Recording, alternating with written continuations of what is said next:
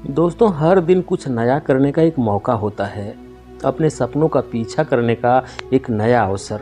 लेकिन कभी कभी जीवन उलझनों और कठिनाइयों से भरा हो सकता है। कभी कभी ऐसे पल होते हैं जब हम पीछे मुड़कर महसूस करते हैं जैसे कि हमने अपना कीमती समय बर्बाद किया हो या महत्वपूर्ण अवसरों का फायदा नहीं उठाया हो। यह ऐसा होता है जैसे कि हम अपने ही विचारों में खो गए हों, किसी भ्रम में, जैसे कि क्या हो सकता था अगर हमने ऐसा ना किया होता। इन पलों में व्यक्ति खो जाता है और यह मानता है कि उसने अपना अवसर गंवा दिया है, और यह एक भारी बोझ बन सकता है। और कई बार हमें हारा हुआ महसूस होने के कारण ही हमें अलग अलग भावनाएं महसूस करनी पड़ती है।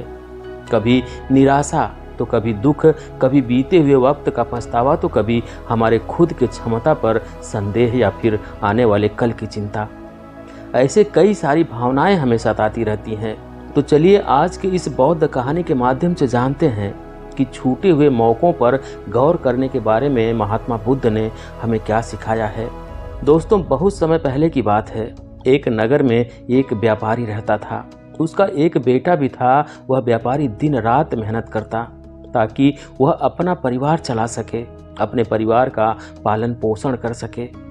लेकिन उधर दूसरी तरफ उस व्यापारी का पुत्र उसके काम में तनिक भी उसका हाथ नहीं बटाता था, बल्कि वह तो अपने मित्रों के साथ मिलकर हमेशा मौज मस्ती किया करता था, गप्पे लड़ाया करता था। इसी में वह अपना सारा समय यूं ही व्यर्थ कर देता था। एक दिन अचानक उस व्यापारी की मृत्यु हो गई और अब सारी जिम्मेदारी व्यापारी के पुत्र अर्थात नीरज पर आ गई। नीरज अभी नौजवान था और अब तक उसने अपनी जिम्मेदारियों को नहीं पहचाना था। एक दिन शाम के वक्त वह अपनी दुकान पर बैठा हुआ था और मन ही मन यह सोच रहा था, मैंने अपने जीवन में बहुत सी गलतियां की है। मैंने अपने जीवन में बहुत से मौके गंवा दिए और अब तो लगता है कि जीवन भर मैं केवल इसी दुकान पर बैठा रह जाऊंगा और मैं इससे आगे कुछ भी नहीं कर पाऊंगा। नीरज यह सोच ही रहा था कि तभी उसकी आंखों में आंसू आ गए। नीरज जोर जोर से रोने लगा। तभी अचानक उसने देखा कि उसकी दुकान पर एक बौद्ध भिक्षु खड़े हुए हैं। और जब बौद्ध भिक्षु नीरज को रोते हुए देखा तो वह नीरज से कहते हैं, क्या हुआ बेटा, आखिर तुम इस तरह से क्यों रो रहे हो? तुम्हारे जीवन का हर एक पल तुम्हारे लिए कीमती तोहफा है, उसे इस तरह से यूं ही व्यर्थ मत करो, अपने आंसू पोंछो। बौद्ध भिक्षु की बात सुनकर नीरज शांत हो गया और अपने आंसू पोंछकर वह बौद्ध भिक्षु से कहता है, रहने दीजिए गुरुदेव, यह सब कहने की बातें हैं। आज मैं जहाँ हूँ वहाँ से मेरा जीवन मुझे बहुत कठिन लग रहा है। आज से ठीक 1 वर्ष पहले मेरे पिताजी गुजर गए और उनके गुजरते ही इस दुकान पर लेन देन की लाइन लग गई और उन्होंने इस दुकान का सारा सामान उठा लिया। इस दुकान पर कुछ भी नहीं बचा, जिससे मेरे पास और कोई रास्ता भी नहीं बचा था। इसीलिए मैंने अपना घर गिरवी रख दिया और कुछ पैसे उधार लिए और उससे मैंने एक बार फिर से यह व्यापार शुरू किया। लेकिन अब ऐसा लगता है कि इसमें भी मेरा जीवन नहीं है, क्योंकि इसमें कोई खास कमाई नहीं है। मैं तो सोच रहा था बड़ा होकर मैं बहुत अच्छा पैसा कमाऊंगा और मैं अपना नाम करूंगा, लेकिन मुझे नहीं पता था कि मेरे साथ ऐसा हो जाएगा। आगे नीरज उन बौद्ध भिक्षु से कहता है, सच बताऊं तो मैं बचपन से ही बहुत तेज था। हर बात में मैं हमेशा आगे रहता था। बातें करने में मैं चतुर था। क्लास में सबसे आगे रहता था। चाहे बातें किसी भी प्रकार की हो, चाहे वह राजनीति की हो या फिर खेल कूद की, मुझे बातों में कोई भी नहीं हरा पाता था। मैं बातों में सबका गुरु था और मुझे अच्छी तरह से याद है, मेरे पिताजी भी हमेशा मुझसे केवल एक ही बात कहते थे, बेटा तुम बहुत चतुर हो, लेकिन अपनी इस चतुराई का इस्तेमाल अपनी पढ़ाई पर करो। अपनी बुद्धि पढ़ाई में लगाओ, जिससे आगे चलकर तुम्हें इस दुनिया को देखने का मौका मिलेगा, अन्यथा तुम्हें भी दुकान पर ही बैठना पड़ जाएगा। लेकिन तब मैंने उनकी एक नहीं सुनी और आज मुझे अपने पिताजी की हर बात याद आती है। मैं तो कोई और ही व्यवसाय करना चाहता था और उसके बारे में मैंने पहले से ही सारी तैयारियां भी कर ली थी। कितना कुछ था करने को, लेकिन कुछ नहीं कर पाया। बस मित्रों के साथ घूमता रहता, उनके साथ समय बिताता रहता और गपशप करता। लेकिन अब मुझे यह प्रतीत होता है कि मैंने अपना सारा समय यूं ही व्यर्थ कर दिया। यहाँ तक कि मेरे सभी मित्र भी मेरे किसी काम के नहीं हैं। जब भी मैं उन्हें कोई समस्या बताता हूँ तो वह उसका समाधान तक मुझे नहीं बताते। इसलिए अब मेरी मित्रता भी बहुत अधूरी सी लगने लगी है। लेकिन मुझे उम्मीद है कि एक ना एक दिन मेरे जीवन में फिर से बड़ा मौका आएगा। फिर से वह दिन आएगा जब मैं कुछ करके दिखाऊंगा, जब लोग मेरा नाम जपेंगे, जब रातों रात मेरा समय बदल जाएगा और मैं सबको यह साबित करके दिखा दूंगा कि मैं कितना काबिल हूँ और मेरे जैसा कोई नहीं है। बौद्ध भिक्षु ने नीरज की सारी बातें ध्यानपूर्वक सुनी और वह नीरज के भीतर के उस अहंकार को अच्छी तरह से देख पा रहे थे। लेकिन नीरज इस बात से बिल्कुल अनजान था। तभी बौद्ध भिक्षु नीरज से कहते हैं, बेटा तुम मेरे साथ चलो, मैं तुम्हें कुछ दिखाना चाहता हूँ। इतना कहकर बौद्ध भिक्षु नीरज को लेकर एक तालाब के पास पहुंच जाते हैं। उस तालाब के किनारे बहुत सारे छोटे बड़े पत्थर पड़े हुए थे। तभी उन पत्थरों की ओर इशारा करते हुए वह बौद्ध भिक्षु नीरज से कहते हैं, बेटा तुम्हें अपने जीवन में एक बड़े मौके की तलाश थी ना, तो आज वह मौका आ गया है। इस पर नीरज उन बौद्ध भिक्षु से कहता है, कैसा मौका गुरुदेव? तभी बौद्ध भिक्षु उन पत्थरों की ओर इशारा करते हुए नीरज से कहते हैं, बेटा तुम इस तालाब के किनारे यह पत्थर देख रहे हो। इन पत्थरों में एक बहुत ही अमूल्य पत्थर है जो किसी भी धातु को सोने में बदलने में सक्षम है। और यदि वह पारस पत्थर तुम्हें मिल गया तो तुम्हारी सारी समस्याएं हमेशा हमेशा के लिए खत्म हो जाएंगी और तुम जैसा चाहोगे वैसा अपना जीवन भी बिता पाओगे। यह सुनकर नीरज बहुत खुश हुआ और वह उन बौद्ध भिक्षु से कहता है, हे गुरुदेव, किंतु मैं इतने सारे पत्थरों में से उस पत्थर को कैसे पहचानूंगा? तभी बौद्ध भिक्षु इस प्रश्न का जवाब देते हुए कहते हैं कि पारस पत्थर बाकी सभी पत्थरों से हल्का गर्म होगा, जिसे तुम छूकर आसानी से पहचान सकते हो। आगे बौद्ध भिक्षु नीरज को चेतावनी देते हुए कहते हैं, लेकिन मेरी एक बात और याद रखना, तुम्हारे पास केवल आज रात का ही वक्त है। अगर इतने समय में तुम पारस पत्थर ढूंढ सके तो तुम अवश्य ही जैसा चाहोगे वैसा जीवन जी सकते हो, अन्यथा आज का यह मौका भी तुम्हारे हाथ से निकल जाएगा। बौद्ध भिक्षु की बात सुनकर नीरज की आंखों में चमक आ गई, क्योंकि जिस मौके की तलाश उसे थी आज उसे वह मौका मिल चुका था। उसने तुरंत ही बिना देर किए उन सभी पत्थरों को जांचना शुरू किया। उसने पास में ही बैठकर एक पत्थर को अच्छी तरह से देखा, परखा और ऐसे ही करके बाहर एक पत्थर को देखता और परखता। देखते देखते करीब 2 घंटे बीत गए, लेकिन अब तक उसे वह पत्थर नहीं मिला था, जिस कारण उसके मन में बेचैनी उत्पन्न होने लगी। यह सोचने लगा कि कुछ ही देर में रात्रि हो जाएगी और ऐसे में यदि मुझे वह पत्थर नहीं मिला तो मेरे हाथ से यह सुनहरा मौका निकल जाएगा। मुझे जल्दी करना होगा। और अब नीरज ने अपनी गति बढ़ा दी। वह तेजी से हर पत्थर को देखता, परखता और उसे महसूस करता, और जब उसे लगता कि वह पारस पत्थर नहीं है तो वह उसे उठाकर तालाब में फेंक देता। और लगातार ऐसा करते करते अचानक उसके हाथ में एक गर्म पत्थर आया, लेकिन जैसा कि अब तक उसकी आदत हो चुकी थी कि वह फटाफट किसी भी पत्थर को देखता और तालाब में फेंक देता। अचानक उसने उस गर्म पत्थर को भी हाथ में लिया, महसूस किया और तुरंत उठाकर तालाब में फेंक दिया। और तभी उसे यह एहसास हुआ, अरे यह क्या कर दिया? इतना बेशकीमती पत्थर मेरे हाथों में आ चुका था और मैंने उसे उठाकर तालाब में फेंक दिया।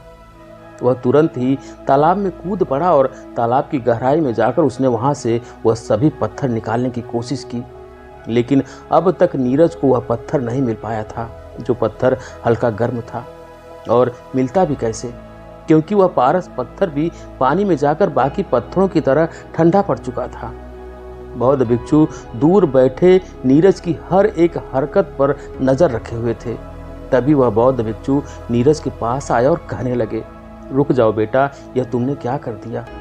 वह पारस पत्थर तुम्हारे हाथों में था और तुमने उसे उठाकर तालाब में फेंक दिया। अब तो तुम्हारे हाथों से वह पत्थर भी गया और यह मौका भी। इस पर नीरज रोते हुए उन बौद्ध भिक्षु से कहता है, हे गुरुदेव, कृपया करके मुझे एक और मौका दें। कृपया करके मुझे कोई ऐसा उपाय बताएं जिससे मैं उस पत्थर को पहचान सकूं। तभी बौद्ध भिक्षु स्वयं से कहते हैं, बेटा, यहाँ पर कोई पारस पत्थर नहीं है। वह पत्थर जो तुमने गर्म महसूस किया था, वह तो मैंने ही इस आग में गर्म करके तुम्हारे पास रखा था।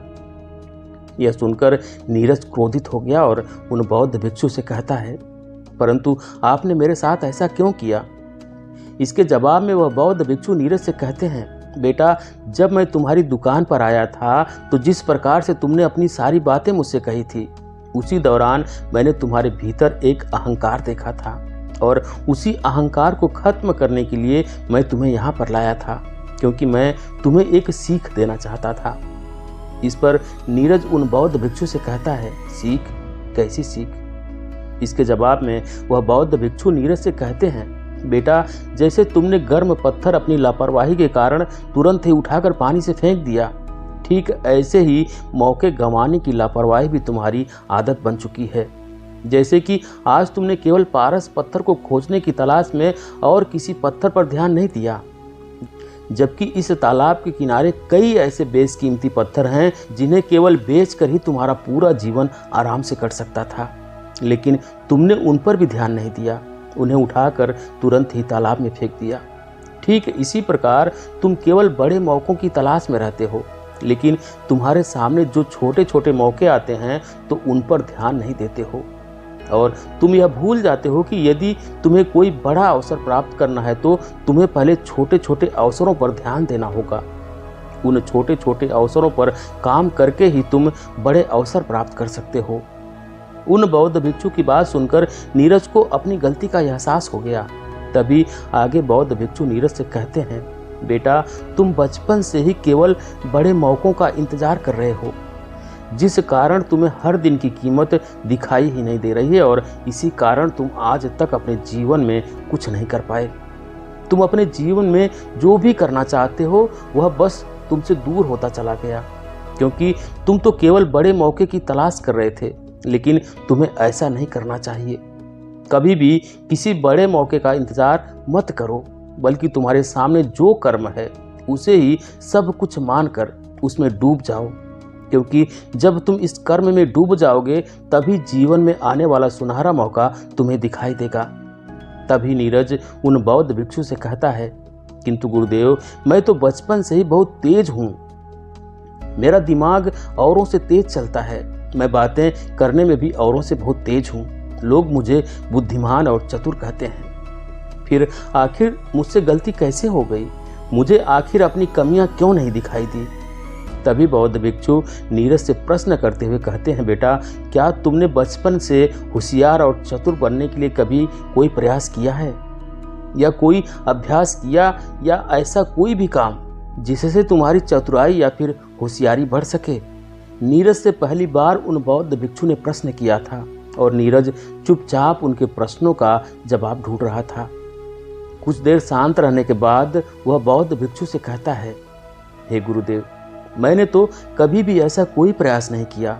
तभी बौद्ध भिक्षु नीरज से कहते हैं, बिल्कुल सही, मेरी इस बात को अच्छी तरह से समझने का प्रयास करो। जब भी कोई इंसानी शरीर धारण करके इस दुनिया में जन्म लेता है तो परमात्मा हर किसी को कुछ न कुछ काबिलियत अवश्य देते हैं, जिसका उपयोग करके वह अपने जीवन में अपना पेट पाल सके, अपने परिवार का पालन पोषण कर सके और दूसरों के काम आ सके। इसलिए जो उपहार तुम्हें मिला है उसके लिए तुम्हें कृतज्ञ होना चाहिए और अपनी बुद्धिमानी और चतुराई का अच्छी तरह से उपयोग करना चाहिए। लेकिन याद रहे कि अहंकार को अपने ऊपर हावी मत होने देना, और इसके लिए तुम्हें अपने भीतर विनम्रता उत्पन्न करनी होगी। और बुद्धिमानी तो वही है जो व्यक्ति लगातार यह स्वीकार करता है कि मुझे कुछ नहीं आता और मुझे तो अभी बहुत कुछ सीखना है। वास्तविकता में वही बुद्धिमान व्यक्ति है जो गुरु के सामने, अपने बड़ों के सामने, अपनी गलतियों के सामने अपने अहंकार को भूलकर उन गलतियों को स्वीकार करे और उनमें सुधार करे, जिससे वह अपने जीवन में आगे बढ़ता चला जाएगा और वह अपने जीवन में जो कुछ चाहता है उसे हासिल भी कर पाएगा। तभी नीरज कहता है, हे गुरुदेव, आप सही कहते हैं, लेकिन अब मैं क्या करूं, मुझे कुछ समझ नहीं आ रहा है। मैं तो अपने व्यापार में पूरी तरह से फंस चुका हूं, अब मैं यहाँ से कैसे निकलूं? इसके जवाब में बौद्ध भिक्षु नीरज से कहते हैं, बेटा, तुम्हें कहीं भी जाने की आवश्यकता नहीं है। तुम जो काम कर रहे हो बस उसमें डूब जाओ, अर्थात तुम अभी अभी दुकान पर वापस जाओ और अपने काम को अच्छी तरह से संभालने का प्रयास करो। जब तुम इस काम में अच्छी तरह से डूब जाओगे तो तुम्हें बड़े बड़े मौके भी दिखने लगेंगे। इतना कहकर बौद्ध भिक्षु अपने मार्ग पर चल पड़े और नीरज वापस अपनी दुकान पर लौट आया। अगले दिन से नीरज ने एक नई शुरुआत की। अगले दिन सबसे पहले उसने उन चीज़ों की एक सूची तैयार की कि उसे अब क्या क्या करना है। तो उसे पता चला कि अब तक बहुत सारे काम रुके हैं जिन्हें उन्हें सबसे पहले पूरा करना है। देखते ही देखते अगले 1 महीने की नीरज ने पूरी सूची तैयार कर ली और वह सारे काम निपटाने लगा। और अगले 3 दिनों में उसने नए नए ग्राहकों और नए नए व्यापारियों से बात की ताकि वह अपने इस व्यापार को और भी उन्नति तक ले जा सके। और फिर जो भी छोटे मोटे काम बचे हुए थे उसने उन कामों को पूरा करना शुरू किया और केवल कुछ ही दिनों के भीतर ही उसने वह सारे काम भी पूरे कर लिए। और अपने खाली समय में जब वह उन व्यापारियों से बात करता तब उसे इस बात का एहसास होता कि सामान को बेचने से ज़्यादा अधिक मुनाफा उन्हें बनाने में है। अब नीरज इसी पर काम करने लगा। नीरज इस बात को अच्छी तरह से जानता था कि सामान को बनाना इतना आसान नहीं है, लेकिन फिर भी उसने हार नहीं मानी। उसने अपने आसपास देखा तो उसे तरह तरह के साबुन दिखे और उसने सभी साबुन के तरल पदार्थों के बारे में जानकारी हासिल करनी शुरू की। और फिर इन्हीं जानकारी की मदद से नीरज साबुन बनाना सीखने लगा। देखते ही देखते नीरज ने केवल कुछ ही महीनों में अपना एक कारखाना भी शुरू कर दिया और उस कारखाने में नीरज अपने तरह तरह के प्रयोग किया करता था। वह साबुन के तरल पदार्थों के बारे में और अधिक जानने की कोशिश करता था, लेकिन जब वह ऐसा कर रहा था तब उसके मित्र मजाक उड़ा रहे थे। लेकिन नीरज को इस बात से तनिक भी फर्क नहीं पड़ रहा था। एक दिन की बात है, नीरज अपनी दुकान से अपने घर जा रहा था। तभी रास्ते में उसे एक बड़ा सा गड्ढा नजर आया और उस गड्ढे में खूब पानी भरा हुआ था और उसी पानी के कारण वहाँ पर खूब सारे मच्छर भी थे, जिस कारण मच्छरों के काटने से आसपास के लोग बीमार पड़ रहे थे। तभी नीरज को यह याद आया कि यदि पानी में वह थोड़ा सा साबुन डाल दे तो इससे पानी की सतह का तनाव कम हो जाएगा और मच्छरों के जो अंडे हैं वह पानी पर तैर नहीं पाएंगे, जिससे मच्छरों की तादाद दिन ब दिन कम हो जाएगी। नीरज यह सोच रहा था कि तभी उसके दिमाग में एक और युक्ति आई। उसने सोचा, यदि मैं डिटर्जेंट और साबुन की छोटी छोटी गोलियां बना दूं और रुके हुए पानी में डाल दूं तो इससे मच्छरों के अंडे पानी पर तैर नहीं पाएंगे और कितने ही लोग बीमारी से बच भी पाएंगे। नीरज को क्या करना था उसे अच्छी तरह से समझ में आ चुका था। उसका लक्ष्य उसकी आंखों के सामने था। उसने तुरंत ही बिना किसी की मदद का इंतजार किए हुए अपने मित्र से बात की। इस पर उसका मित्र नीरज से कहता है, मित्र, साबुन तो इस देश की बड़ी बड़ी कंपनियां बनाती हैं, ऐसे में यह तेरे बस की बात नहीं है, यह तुमसे बिल्कुल भी नहीं हो पाएगा। इस पर नीरज ने अपने मित्र को समझाने की कोशिश करता है कि हर दिन एक नया अवसर होता है और उसे किसी तरह से मना लिया। तभी नीरज का मित्र नीरज से कहता है, देख, मुझे कुछ व्यापारियों के बारे में पता है और मैं कोशिश करूंगा कि तुझे वहां से वह रसायन मिल जाए। जैसे ही नीरज को रसायन मिले, नीरज काम पर लग गया और कुछ दिनों के प्रयोग के बाद आखिरकार वह सफल हुआ।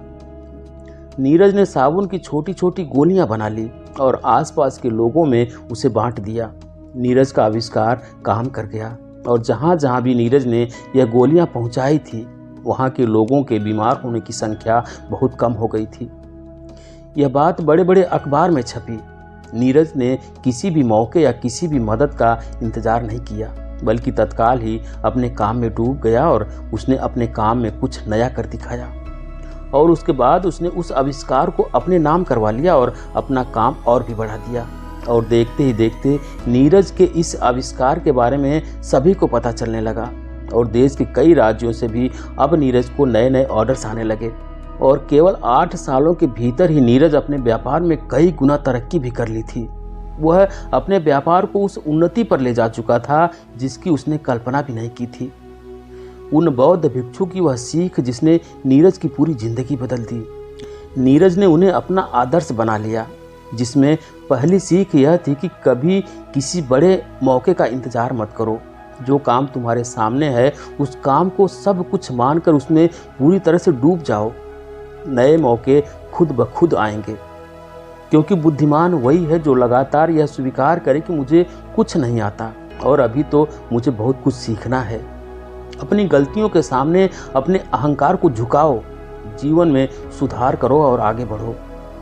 दोस्तों, अगर आप भी यह दोनों मंत्र अपने जीवन में अपना लेते हैं तो आपको भी सफल होने से कोई नहीं रोक सकता। तो दोस्तों, ये थी आज की कहानी। आपको कैसी लगी कमेंट करके ज़रूर बताएं। वीडियो को लाइक करें, शेयर करें और चैनल पर अभी तक नए हैं चैनल को सब्सक्राइब करें, बेल आइकन भी प्रेस कर लें ताकि आने वाली सभी वीडियो का नोटिफिकेशन सबसे पहले आपको मिले। वीडियो देखने के लिए बहुत बहुत धन्यवाद।